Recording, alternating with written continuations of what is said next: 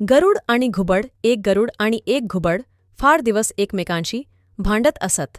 शेवटी त्यांनी परस्परांशी मित्रत्वाने वागण्याची शपथ घेतली व एकमेकांच्या पिल्लांस खाऊ नये असे ठरविले.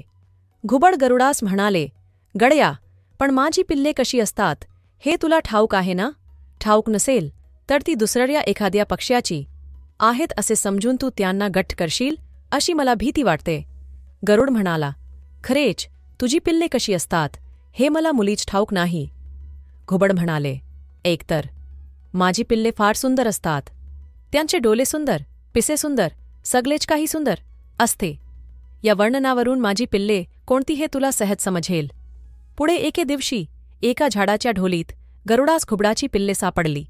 त्यांच्याकडे पाहून तो म्हणाला, किती घाणेरडी, कंडालवाणी आणि कुरूप पिल्लेही. आपली पिल्ले फार सुंदर असतात म्हणून घुबडाने सांगितले आहे. तेव्हा ही घुबडाची पिल्ले खास नव्हते.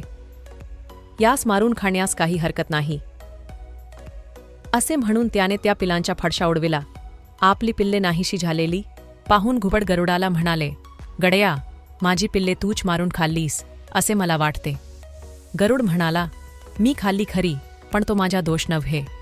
तू आपल्या पिल्लाचे जे खोटेचे वर्णन केलेस त्यामुळे ती मला ओळखीता आली नाहीत. इतकी कुरूप पिल्ले घुबडाची नसतील, दुसऱ्या एखाद्या पक्ष्याची असतील असे समजून मी ती मारून खाल्ली. यात माझा काय अपराध आहे बरे? तात्पर्य, स्वतः संबंधाची खरी हकीकत लपवून ठेवून भलतीच हकीकत सांगणारा मनुष्य शेवटी आपणास संकटात पाडून घेतो.